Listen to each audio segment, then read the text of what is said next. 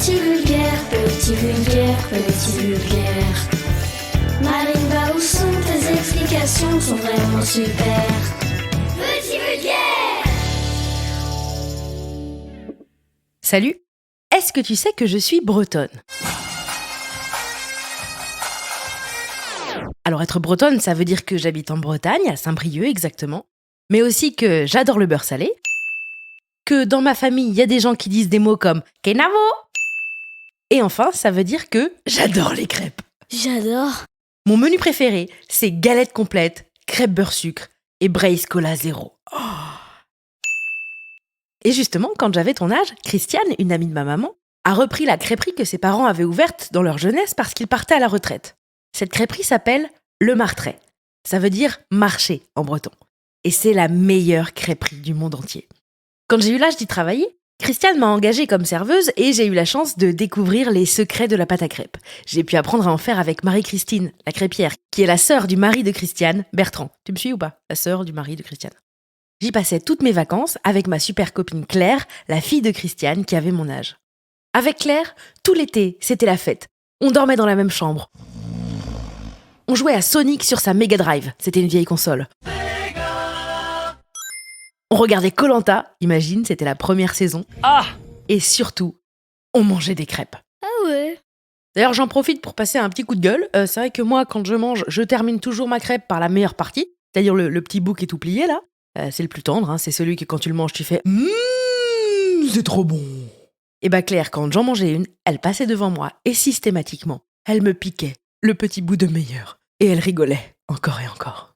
Alors Claire, si tu m'écoutes, je te retiens. Mais à part ces vols de crêpes horribles, c'était toujours génial, merveilleux, et j'en garde des souvenirs incroyables. Mais à part que Marie-Christine faisait les meilleures crêpes du monde, moi, c'est vrai que je sais pas grand-chose sur les crêpes. Alors pour en savoir plus, j'ai regardé sur Internet, et je vais t'expliquer ce que j'ai compris.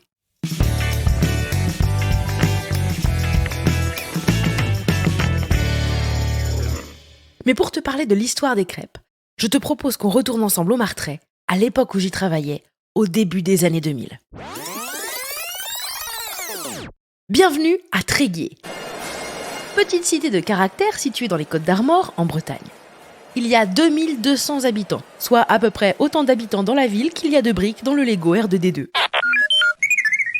Il y a aussi des petites maisons du Moyen-Âge, une statue d'un auteur connu qui s'appelle Ernest Renan, mais aussi une grande cathédrale. Et en face de la grande cathédrale, il y a une place. Hein ? Et en face de la place, il y a la crêperie du Martret. Ah, c'est génial. Elle est ouverte depuis 1966, ce qui veut dire qu'elle est ouverte depuis aussi longtemps que Danny Boone existe. C'est vieux, hein ? Alors on a de la chance, aujourd'hui c'est mercredi. Et les mercredis, à Tréguier, c'est les mercredis en fête. Ça veut dire qu'il y a des concerts gratuits et un marché nocturne. Donc il y a de la foule sur la place. Et la terrasse du Martret est remplie de vacanciers qui sont venus participer à la fête. Le serveur beau gosse qu'on voit à l'entrée, c'est Guillaume, le fils de Christiane. Il ne le sait pas encore, mais en 2022, ce sera lui, le patron du Martret. Pour l'instant, il fait tourner son plateau sur son doigt et prend la commande d'une table de 6 personnes qui sont venues goûter les galettes délicieuses de sa tante Marie-Christine. Une vacancière lui demande « Excusez-moi jeune homme, mais c'est quoi la différence entre les crêpes et les galettes ?» Très pédagogue, il répond avec entrain « Eh bien madame, la différence principale, c'est que ça n'est pas fait avec la même farine. Les crêpes, par exemple, dont on se sert plutôt pour faire les desserts, eh bien c'est fait avec des œufs, du lait, du sucre, mais surtout de la farine de froment. » Ah bon ? Mais je croyais qu'on faisait des crêpes avec de la farine de blé. Oui, vous avez raison. Mais en fait, le froment, c'est du blé. C'est juste qu'il y a plusieurs sortes de blé. Il y a du blé dur et du blé tendre. Le froment, c'est du blé qui est tendre. On se sert aussi de cette farine pour faire le pain. Ah, et pour les galettes, on se sert du blé dur alors ? Ah, bonne déduction, mais non, pas du tout. Pour les galettes, on se sert du sarrasin, qu'on appelle d'ailleurs le blé noir. Ah, donc c'est bien du blé ? Eh bien non. En fait, on l'appelle le blé noir parce que finalement, la farine ressemble à de la farine de blé, mais avec une couleur plus foncée. Alors qu'en fait, le sarrasin, ce n'est même pas une céréale. C'est une fleur qui a fait son apparition en Bretagne vers le XIIIe siècle, car elle avait été importée de Chine. La fleur de sarrasin, qui pousse assez vite, c'est bien accommodée à la Bretagne puisqu'il lui fallait un climat tempéré, une humidité constante et une terre acide. Ah oui, donc c'était parfait. Tout à fait. Et le sarrasin, on s'en sert en général pour faire des crêpes salées, avec du fromage, du jambon, des œufs, des champignons, etc., etc. Ah d'accord, et donc c'est une crêpe de blé noir ? Oui, si vous voulez, vous pouvez appeler ça comme ça. Nous, dans la région, quand on parle des crêpes de blé noir, on appelle ça des galettes.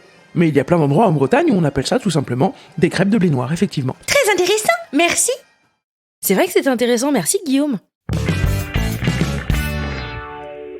Entrons maintenant dans le restaurant. Il y a 5 petites tables de 4 personnes. Ah, tiens, derrière le bar, il y a Gaël. Coucou Gaël. Oh là là, Gaël n'a même pas le temps de me répondre, il est débordé. Il doit préparer des plateaux entiers remplis de boissons, servir des cafés, des grenadines et déboucher des bouteilles de cidre. Fais attention Gaël, j'ai failli me prendre un bouchon dans la tête. Ça, c'est Zabeth, la serveuse. Et aussi, c'est la sœur de Christiane. Je vous avais dit que les crêpes, c'était une affaire familiale. Ah d'accord. C'est tellement familial que leur sœur, Laurence, c'est la dame de la pâtisserie juste à côté. Alors Zabeth, c'est rigolo parce qu'elle court partout, mais en même temps, on dirait qu'elle flotte. Alors, pas flotter comme un fantôme, hein, non. Plutôt flotter comme si elle roulait sur un overboard, tu sais. Elle a dans une main 2 assiettes qui contiennent des crêpes, une chocolat chantilly et une au citron, et dans l'autre, un bol de lait Ribot, un lait très épais. Est-ce que tu sais ce que c'est que le lait Ribot? Non? Zabeth, c'est quoi le lait Ribot? C'est du lait fermenté, ma cocotte. Du lait fermenté? Ça craint. Non mais c'est du lait pourri, quoi. Non, c'est une boisson traditionnelle bretonne. En fait, il y a très longtemps, on fabriquait le beurre dans ce qu'on appelait les barattes. C'était des sortes de petits tonneaux qu'on tournait. Dedans, on mettait du lait frais, on faisait tourner ce petit tonneau. On dit que ça battait le lait qui, à force de tourner, devenait de la crème fraîche quoi, puis du beurre. Et d'ailleurs, pour le conserver plus longtemps, ce beurre, on lui a ajouté du sel. C'est comme ça qu'est né le beurre salé. C'était pas parce que c'était super bon, non. C'était pour qu'on puisse le garder plus longtemps. Je l'ignorais. D'accord, Zabeth, mais c'est quoi le rapport avec le lait pourri? Le lait Ribot, Marine. Je t'ai expliqué que pour faire du beurre, on mettait du lait dans une baratte. Tu sais comment on appelle la baratte en Bretagne? Non. Eh bien, ça s'appelle la ribotière.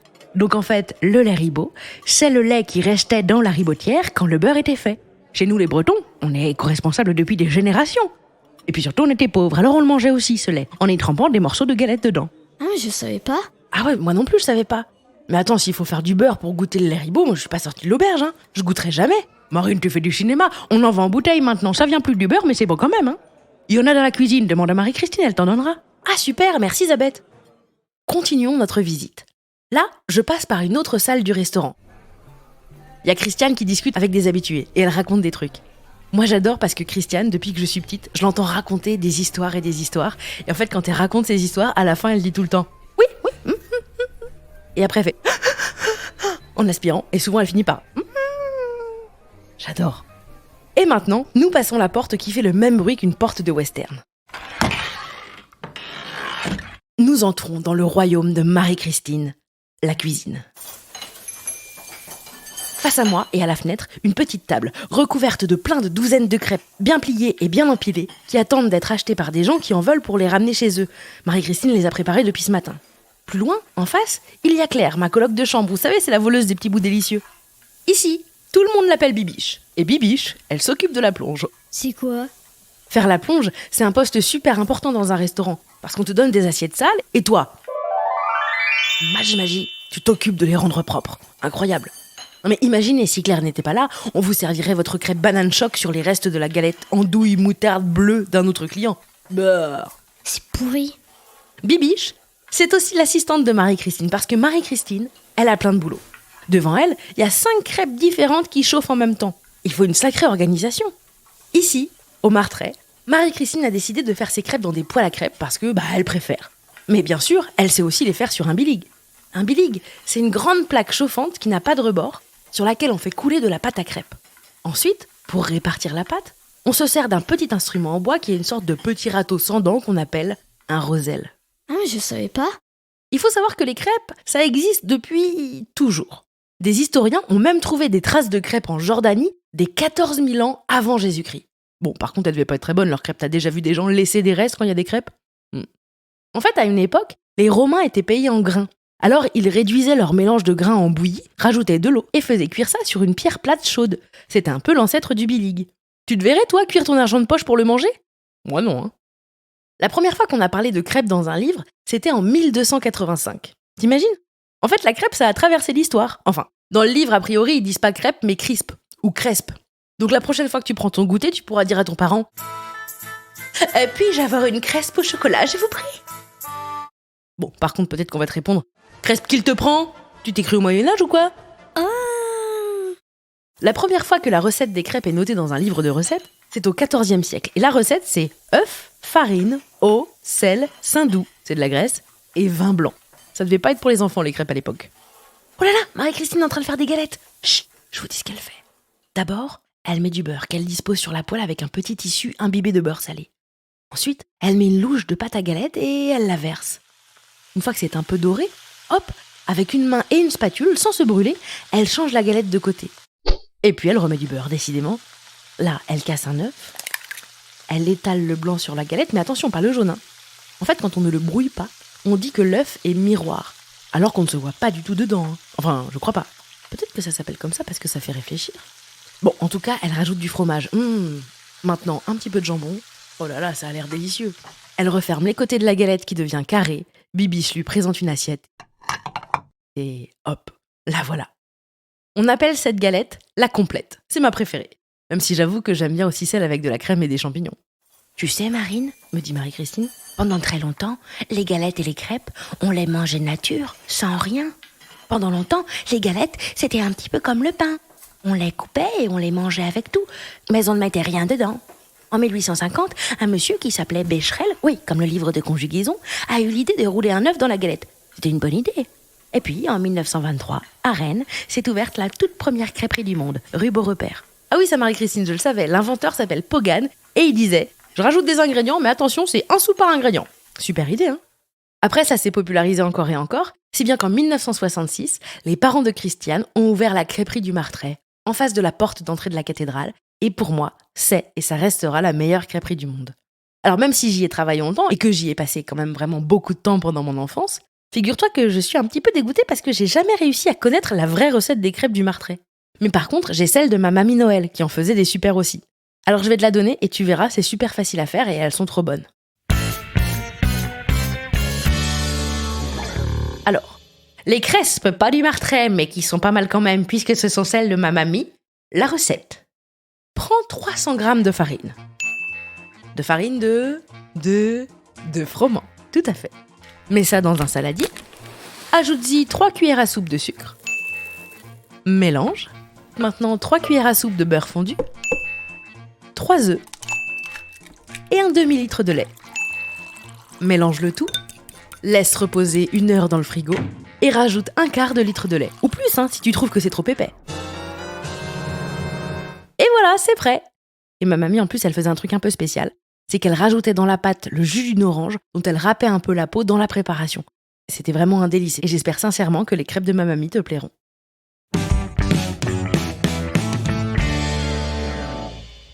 En tout cas, voilà. Ça, c'était les crêpes, mais en petit vulgaire. Et j'en profite pour faire un gros bisou à Christiane, Bertrand, Marie-Christine, Claire, Guillaume, Antoine, Zabeth, Romane, Lise, Laurence et toute la famille par Antoine. Parce que j'en oublie plein. Parce que c'est une vraie histoire familiale et j'aime tellement cet endroit. Franchement, si vous allez en Bretagne en vacances, allez manger des crêpes là-bas. Je vous jure, elles sont trop bonnes. Gros bisous! Cet épisode de Petit Vulgaire a été écrit par Marine Baousson, c'est moi, coucou. Les petites voix sont celles de Jeannette et Elisa. Ça a été monté par Marine Quinson, réalisé et mis en musique par mon petit frère Romain Baousson et produit par Studio Brune. Si tu as aimé cet épisode, n'oublie pas d'en parler à toute ta bande de potes, de commenter et de lui mettre plein d'étoiles sur Apple Podcasts, Spotify, Kikou et toutes les applis de podcast préférés. Et aussi, bien sûr, de bien te brosser les dents tous les jours. C'est hyper important. Gros bisous et merci. Bisous. Bisous.